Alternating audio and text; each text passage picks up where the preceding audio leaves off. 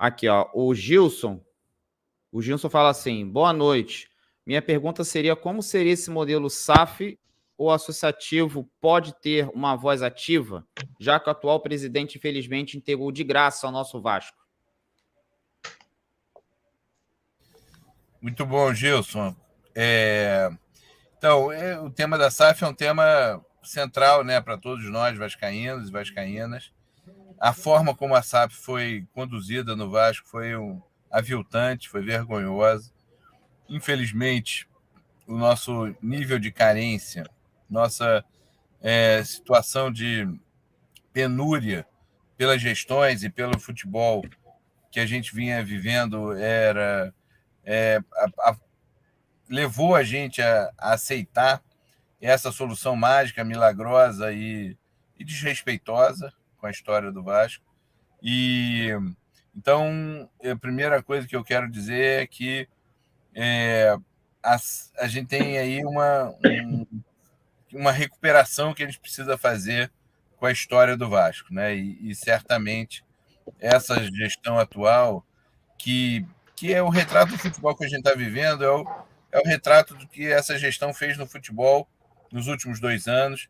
A presença, né, do CEO, de um CEO torcedor do rival e incompetente, né, para mim, o mais, digamos, claro que é uma agressão você ter um torcedor no mais alto posto, né, da SAF, você ter um torcedor do rival. Já é um grande incômodo. Mas na história do Vasco, curiosamente, já tivemos situações assim de outros clubes também na história do futebol, já tivemos essa situação.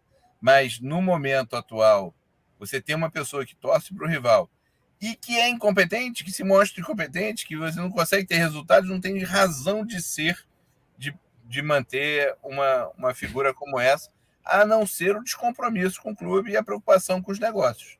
E o Vasco, então, está sendo usado para os seus negócios particulares, né? Então, nesse sentido, é muito triste o formato e o modelo que essa SAF do Vasco foi estabelecida, foi criada. E essa SAF, ele coloca 30%, quer dizer, vem de 70% do futebol do Vasco, de uma forma vil, de uma forma não transparente, né, obscura, e deixa 30% com a associação. Agora, e aí eu acho que o desafio, e também por isso a importância gigante de você ter uma oposição real, dialogal, mas real, fazendo o acompanhamento, o controle, né, da SAF, e não os sócios que é a atual gestão, né? Então, quando você precisa fazer um enfrentamento, um questionamento, a atual gestão não tem a menor condição de fazer isso com a SAF. Uma nova gestão vai ter, por um processo legítimo, por um diálogo com a torcida, por uma questão de força política também, vai poder pegar esses 30% e trabalhá-lo a transformar numa voz ativa. Qual é o grande diferencial? Porque muitas vezes a gente fala, né? Na pergunta, e eu aproveito esse momento, pergunta do Gilson, aproveito esse momento para responder isso que para mim é um ponto fundamental. Se você pega uma questão contratual, exclusiva, fria, você vai dizer, o sócio minoritário, ele tem acesso a informações, mas não tem acesso ao processo decisório. Isso também vale para a SAF do Vasco. Infelizmente, o futebol é controlado pela SAF. Mas, do lado da associação, tem uma coisa que é de uma força gigante, que são os torcedores, que é a história do Vasco, que é a torcida do Vasco.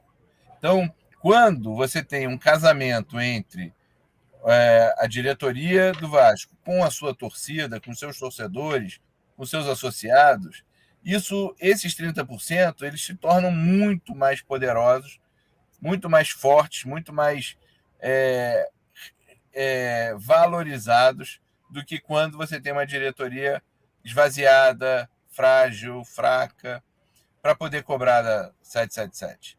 Então, o desafio do Vasco hoje, da associação, é de que o seu representante, né, que a sua diretoria, seja capaz realmente de dialogar com a torcida, seja capaz realmente de dialogar com o sócio, tenha representatividade desse grupo, seja capaz, inclusive, no pós-processo eleitoral, dialogar com aqueles que foram e serão eventualmente derrotados no processo eleitoral, para que a gente construa uma unidade no Vasco, não para necessariamente, pode ser que seja um caminho, mas não necessariamente para derrubar a SAF, não necessariamente para romper com o contrato, mas para que tenha minimamente um processo de vascainidade fortalecido, uma responsabilidade com a instituição, um compromisso com a história, né, com o resgate da história. Então, para mim, e a pergunta do Gilson me ajuda a poder falar isso,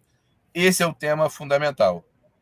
Quem for o próximo presidente do Vasco, a próxima diretoria do Vasco, precisa estar em diálogo, precisa estar em vínculo, não apenas com o sócio, que já é a sua obrigação, né? É o sócio que vota, a diretoria tem vínculos com o associado, mas muito mais que isso, tem que ter vínculo com a torcida, porque é a pressão da torcida, é a força da torcida, é o sentimento da torcida que é capaz de reequilibrar um contrato pernicioso que foi estabelecido no Vasco. Então, para mim, esse é o ponto principal, é transformar os 30% que hoje a associação tem em 30% com capacidade de expressão que equilibram essa desigualdade de gestão.